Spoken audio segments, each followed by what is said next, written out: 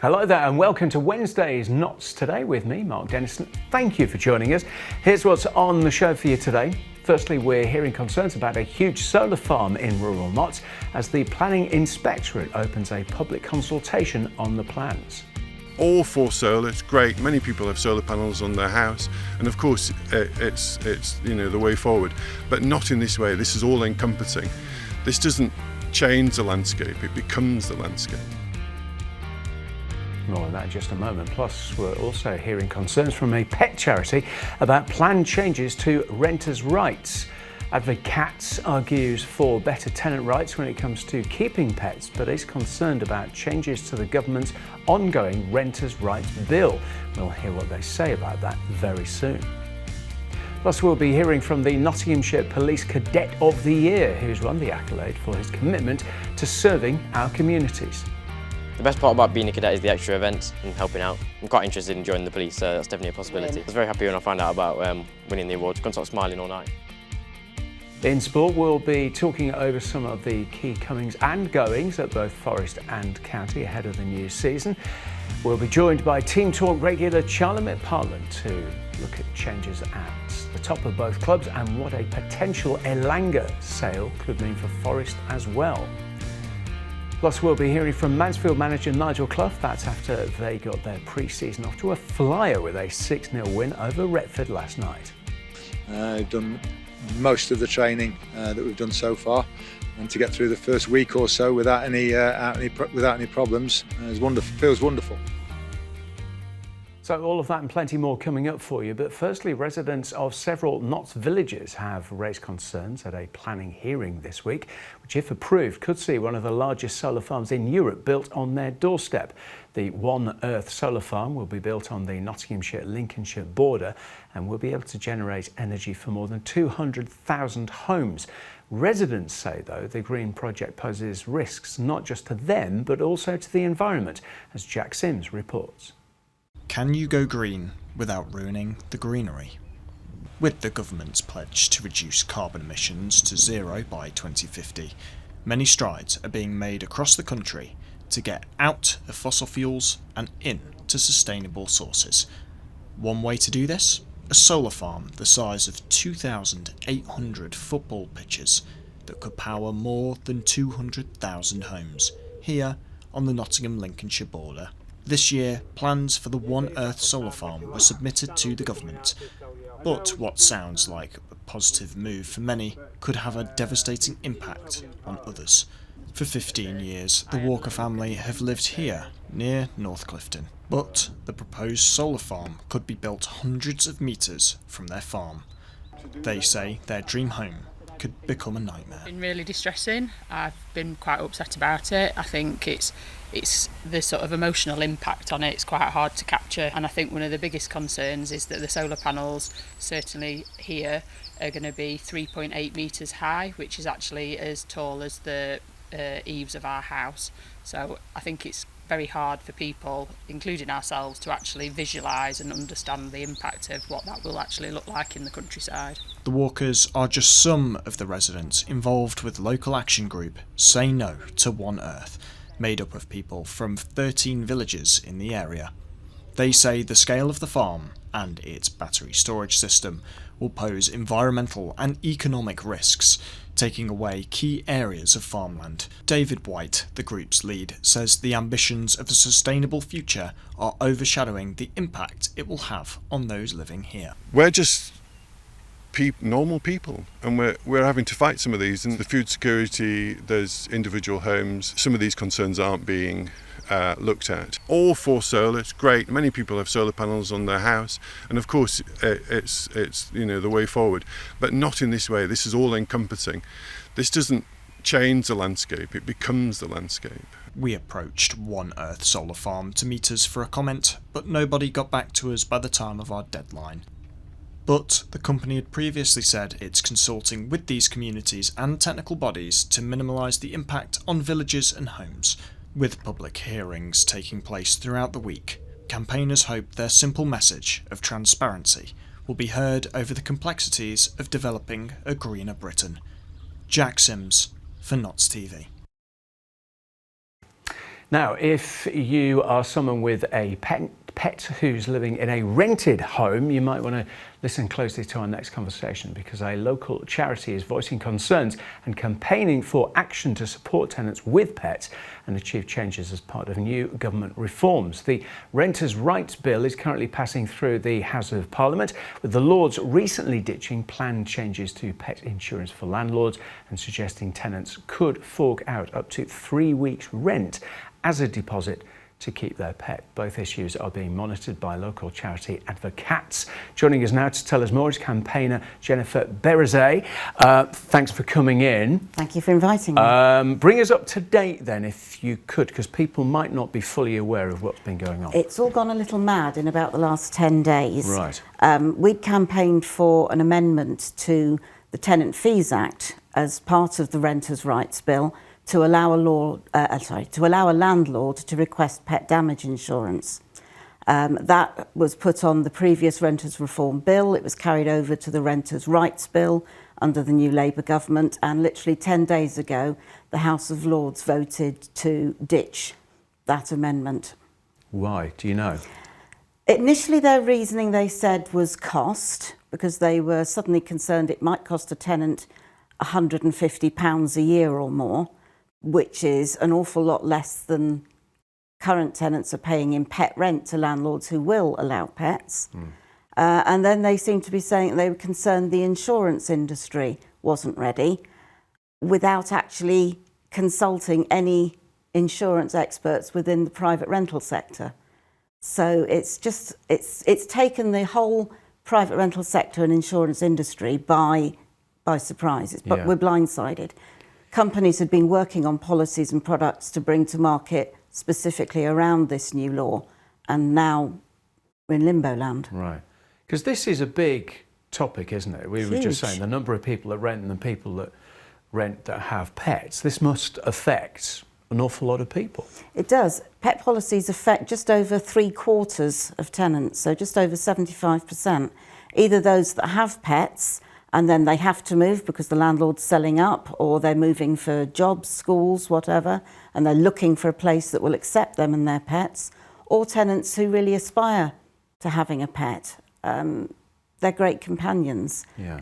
They're part of the family. So, look, just bring us up to date with this issue of the 3 weeks rent then. What's going on with that? What's happening there? The Tenant Fees Act capped the maximum amount of deposit that a landlord could request at 5 weeks' worth of rent. And that saw away with the previous pet deposits that people used to pay. Landlords weren't allowed to request that anymore. And that saw a 20% drop in pet-friendly landlords in the first year of that being the legal position. Now the House of Lords has voted on an amendment to the Renters' Rights Bill for the provision of up to 3 weeks' worth of rent as a pet damage deposit. Now, with the average rent in the country being £270 a week, that's an extra 800 odd quid that a tenant is going to have to find up front, together with the 5 weeks deposit, in order to rent. So if they're worried about affordability, that doesn't make sense. The sums simply don't add up. So what are you looking for then, Jen? What's your sort of game plan here?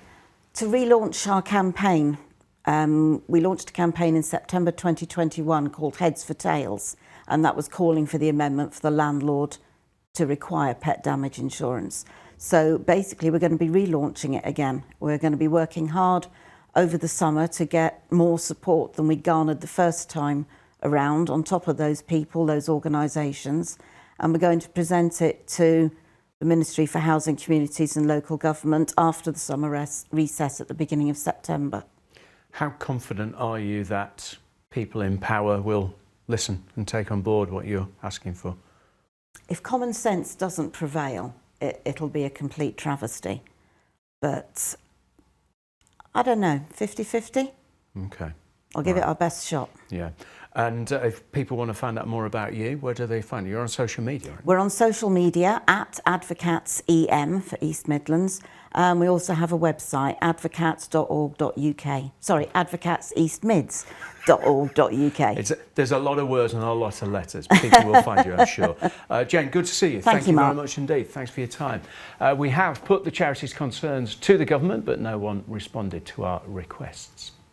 Time for some more Notts news now, and police have issued a warning to shoplifters. That's after a prolific thief was jailed in Worksop. 47-year-old Jeffrey Loveseed admitted 5 counts of shop theft and 1 of criminal damage last month. He was initially handed an 18-week suspended sentence before heading to the Co-op and B&M stores in the town hours later to commit further offences. He was then arrested and charged again before being given a 23-week jail term at Nottingham Magistrates Court last week. It led to police saying they will take action to stop a rise in shoplifting. And staying with the courts, and a man who raped a woman at his Newark home before she escaped and called the police has been jailed. 30-year-old Francesco Aria was arrested after the victim immediately phoned for help following the incident back in August 2021. He claimed the sex was consensual, but a jury at Nottingham Crown Court disagreed and found him guilty of rape last month. Appearing at the same court last month following a near 4-year wait for the victim, Aria, previously of Massey Court, was jailed for more than 7 years.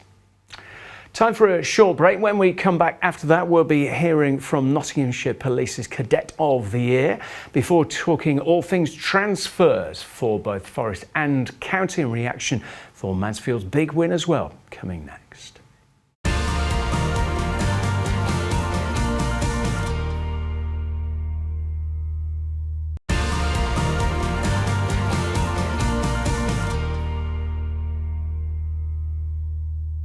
Hello again, welcome back to Wednesday's show with me, Mark Dennison. Thank you for tuning our way. Here's what's happening in Notts today.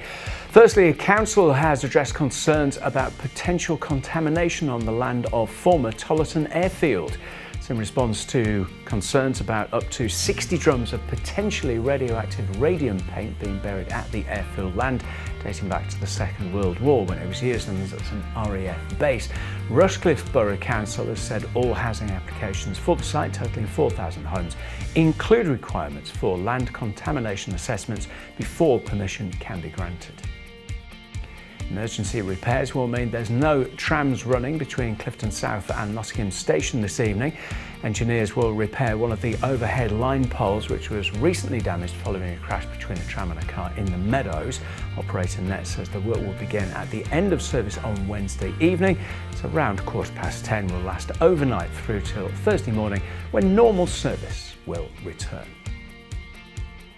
Now, a police cadet who's shown huge enthusiasm and commitment has been crowned Nottinghamshire Police's Cadet of the Year. 14-year-old Owen Cooling scoped the title after being instrumental in the success and running of speed enforcement days and test purchasing operations, as well as attending community fun days too. In a new video, he said he was proud to win the award in dedication of his grandfather, who was a police cadet trainer. I wanted to be a cadet because I'm quite interested in the police. I wanted to learn more and do different things. And also, my granddad was a police officer, so that was a little bit of it. But the best part about being a cadet is the extra events and helping out. I'm quite interested in joining the police, so that's definitely a possibility. So we actually told Owen's parents a few weeks before we told Owen, because it was the half term. Apparently Owen's parents were in a shop with Owen at the time, so they did manage to keep it a secret. I think they were just really proud. When I told Owen, he kind of had lots of questions saying, have I won? Have I been nominated? So a little bit surprised, I think. And then, yeah, so I think he's quite chuffed to win. I was very happy when I found out about winning the awards. Couldn't stop smiling all night. I believe hopefully I may be calling him Sir in the future. I believe he can go as far as he wants in the force. Like I say, he's very unassuming but very confident, will speak his mind, will help and assist, and I think that he can go as far as he wants in the force, and he really uses those professional standards and that pride in the job, and I think it's everything that we would look for in a future officer, and I think he'd be a credit to the force in the future as he is today in this as a cadet as well. Well done, Owen. Time for some sport now, and we'll start with Mansfield Town, who got their pre-season off to a flyer last night with a 6-0 win away at Retford. The Stags, with their new kit, being on for the first time, recorded goals from Will Evans, Elliot Hewitt, and braces from both Carl McAdam and Dom Dwyer in front of more than 1,400 fans. Speaking after the match, Nigel Clough said it was good to get some familiar faces back onto the pitch.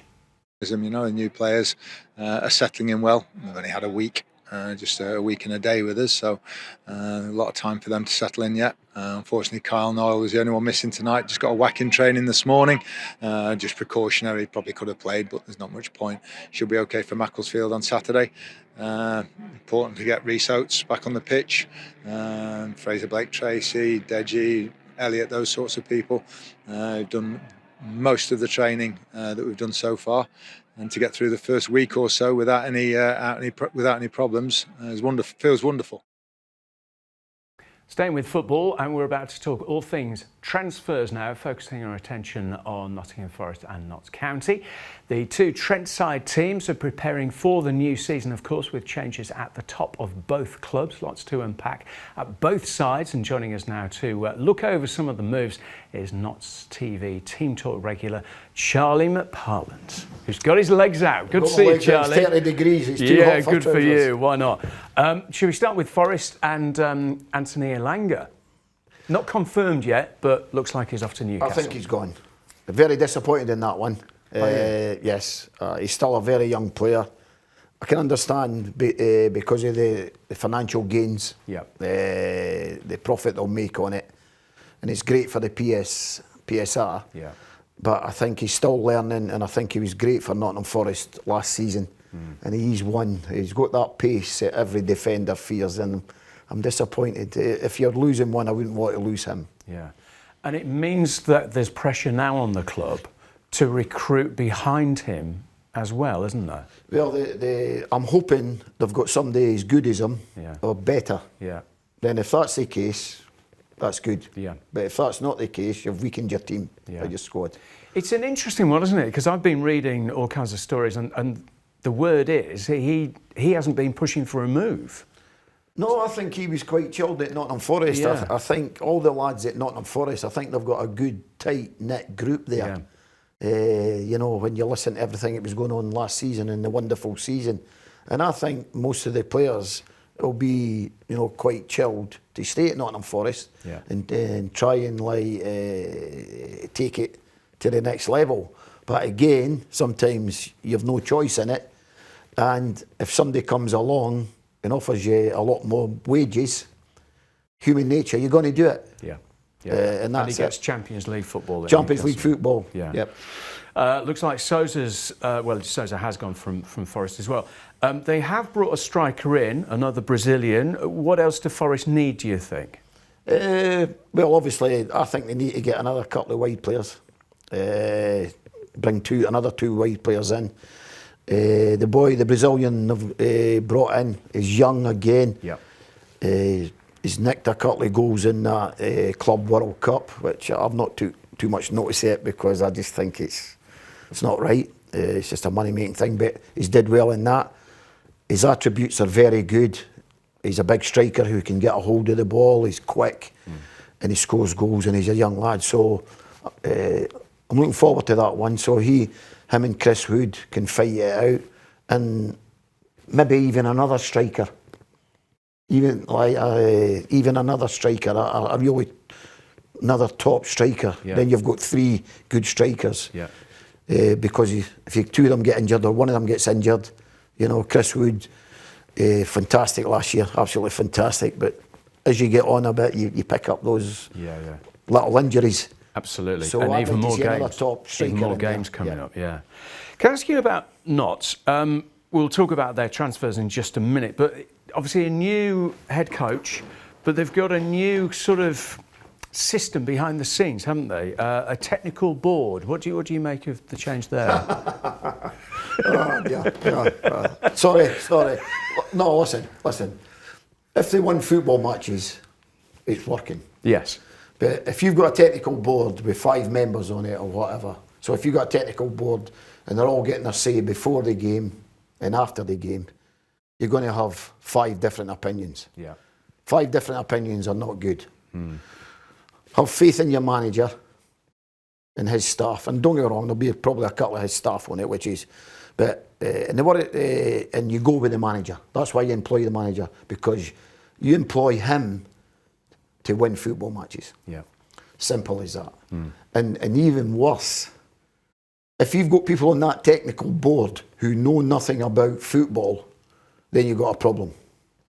I'm not saying they don't know nothing about football, but there's a lot of people in the game, on technical directors, all this, and all these people who have got a say, and they don't know nothing about football. Yeah.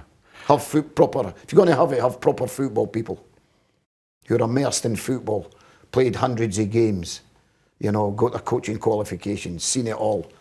Not people who've never put a pair of boots on, never taken a coaching session, and all that stuff. Yeah, understood. And very quickly, we've only got about 20 seconds left, Charlie. Notts need some players as well, don't they? They've lost their main goalie for one. Big miss. Yeah. Big miss. Bass. Good goalkeeper. And that's where you start with your goalie. I think it was very good. That is a big, big miss. Yeah. Interesting times, both sides of the river. Good to see you, Charlie. Good to see you. Nice shirt as well. Do you like it? Yeah. Paul Smith. Yeah, when you're done with it. Thank you. Sorry. Free advert. There's lots of other retailers on there. Elsewhere on Notts TV, last night we closed the page on one of our regular shows, the Notts TV Book Club. After 4 series, Becky Cullen was back with a panel of bookworms for one final time. This month, they look back on some of the best bits over the last 4 years, as well as talking about some of their favourite books and the importance of reading. You can catch up with the full show on demand now via our website or YouTube channel. Here's just some of what you'll find. And Jayden's recommendations, I'm sure you will agree, have been absolutely fabulous. What a fantastic range of recommendations you've given us, and so desperately bad for my bank balance. So, and mine. Thank you for that as well. My husband particularly thanks you for that. Hannah, how about you? Oh, I would echo everybody else. Like, I think the people make the book club. It's been such a brilliant experience to talk to a range of people from across Nottingham about what they love about books, to read books that I wouldn't have read otherwise, revisit some classics, all bangers, I would say. Yeah. And also, I think what I want to say is to thank Becky for being such a brilliant host and champion of reading and writing as part of the City of Literature. And actually, the other week we got our evaluation back from UNESCO, and the book club was part of that. And it said that all of our work that we've been doing as the City of Literature is excellent. So what it means to me is that the book club has helped spread the word about the City of Literature and what it means for Nottingham to be a City of Literature as well. Catch you with that online right now. Have a look at your picture of the day in the meantime. Some noctilucent clouds, I do believe. Yes, I'm reading this. Sent to us by Weatherfrog on X. Great shots, keep them coming so we can put your pictures on the telly as well. Weather-wise, been a warm one, of course. Today, temperatures down to 15 degrees overnight, feeling quite muggy, humid. Tomorrow, even warmer, 28 the high. Sunny spells, the forecast for tomorrow, lows of 17 tomorrow night, and then on to Friday, even hotter again, 31 degrees, lots of sunshine, and lows of 18. It's pretty much the end of the show. Thanks to all of our great guests. Thank you for watching. Emma's here to do it again tomorrow from 5:30. Meantime, bye-bye.